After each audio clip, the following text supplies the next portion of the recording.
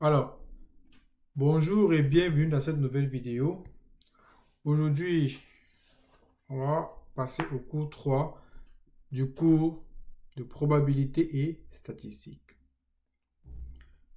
Alors, ici, principalement dans ce cours, l'idée c'est de donner les paramètres qui sont très souvent utilisés lorsqu'on veut faire des statistiques. Parce qu'en fait, la statistique, c'est l'art de faire parler les chiffres. Alors, comment faire parler les chiffres? Pour pouvoir faire parler les chiffres, il faut être en mesure de synthétiser l'information contenue dans les données. Donc, c'est principalement l'objet de ce chapitre. Donc, en petit 1, on va parler des paramètres associés à la population. En 2, on va parler des paramètres de la population dans le cas discret. Et en 3, dans le cas continu. Alors, les paramètres associés à une population.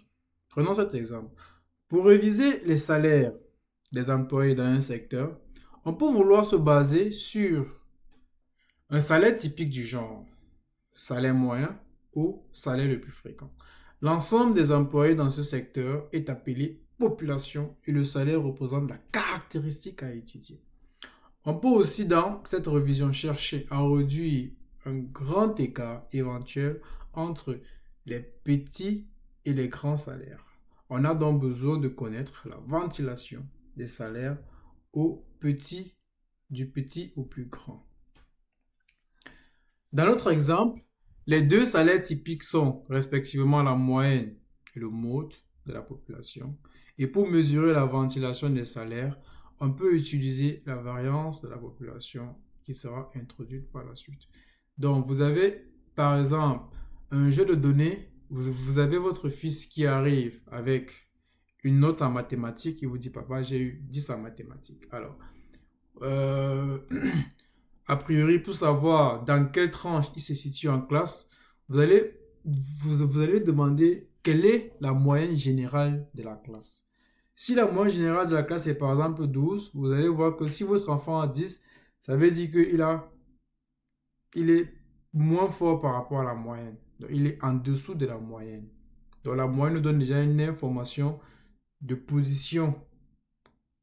Donc, ça nous donne la position de l'enfant face à sa moyenne.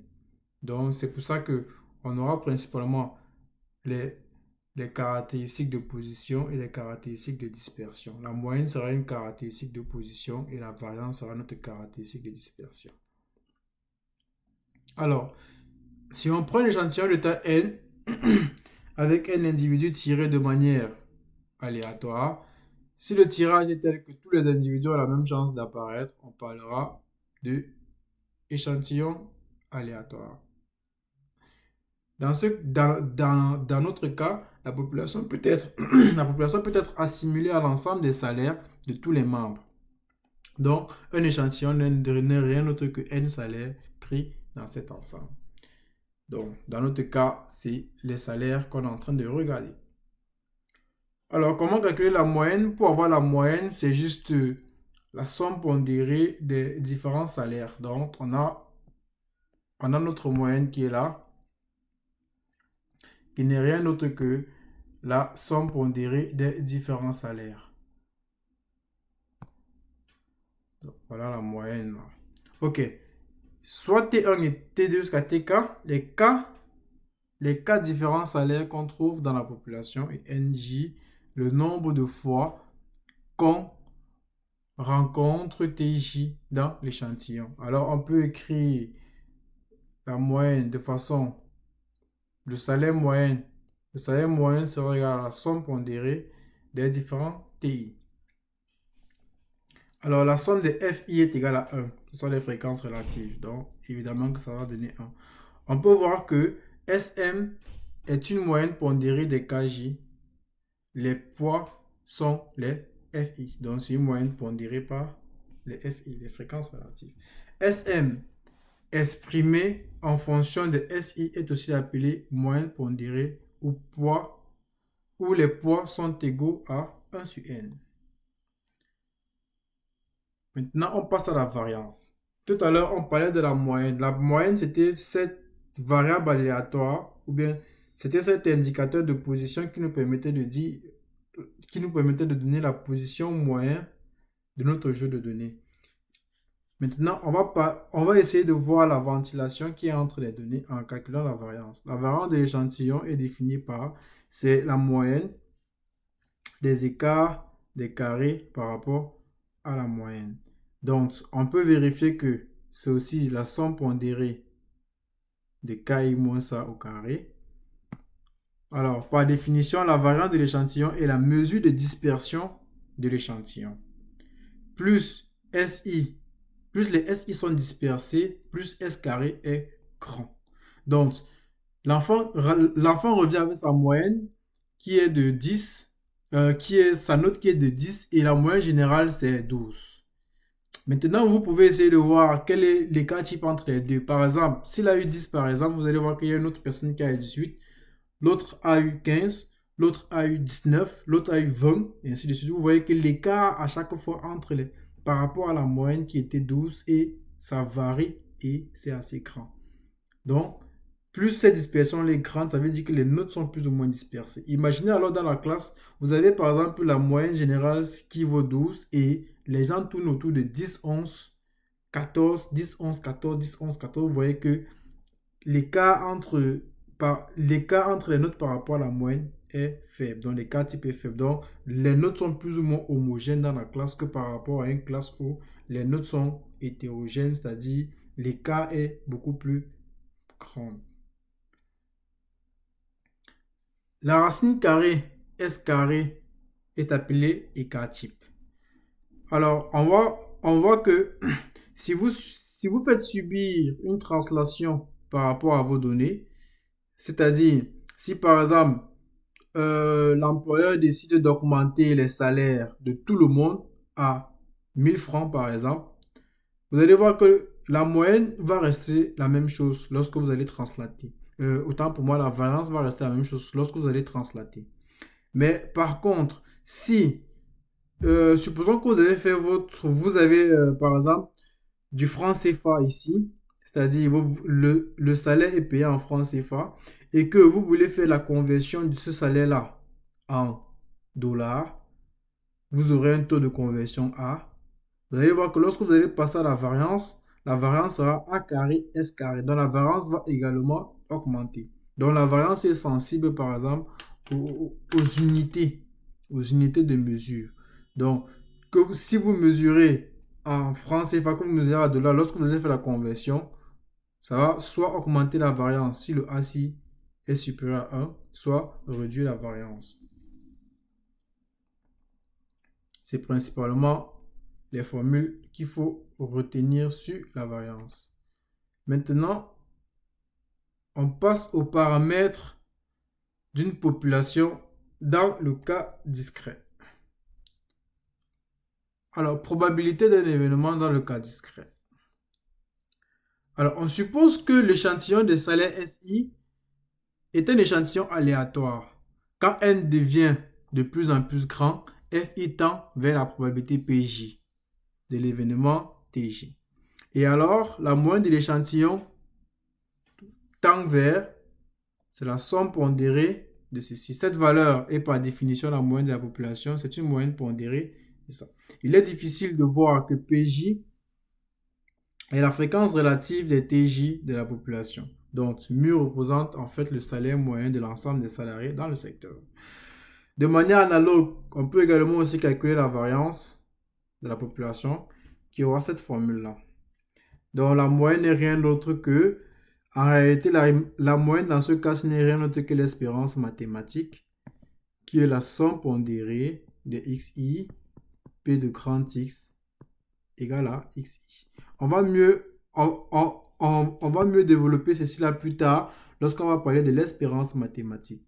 Et la variance également sera aussi définie autrement. Alors, dans le cas continu, qu'est-ce qu'on a? Si on prend l'exemple d'un grand stock d'ampoules, on s'intéresse à la durée de vie pour en informer la clientèle. Une grande valeur de la moyenne en elle-même n'est pas suffisante.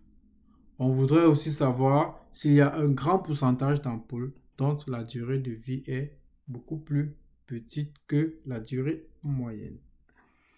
Alors, si on prend un échantillon aléatoire de N ampoules, la durée de vie observée sont D1 jusqu'à Dn. Comme nous l'avons déjà vu, les DI sont dans un intervalle parce qu'on est dans le cas continu.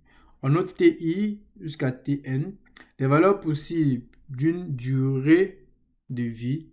TJ est en fait le centre d'un intervalle noté CJ. Les CJ constituent une subdivision de AB. Si les FJ est la fréquence de TJ, si FJ est la fréquence de TJ, donc les CJ dans l'échantillon, alors la moyenne de ce dernier s'écrit Tm, voici la moyenne dans le cas continu. C'est juste la somme de FI, TI.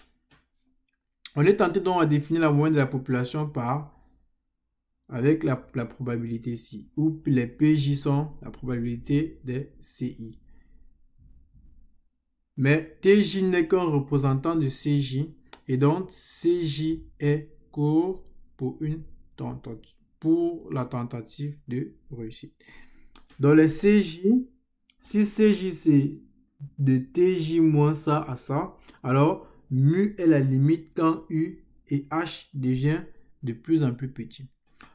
On peut montrer que si la distribution de la population pour la densité de la moyenne est l'intégrale de la fonction C entre A et B. Donc, on peut montrer que si la distribution de la population a pour densité ft, la moyenne mu t est l'intégrale de la fonction de densité.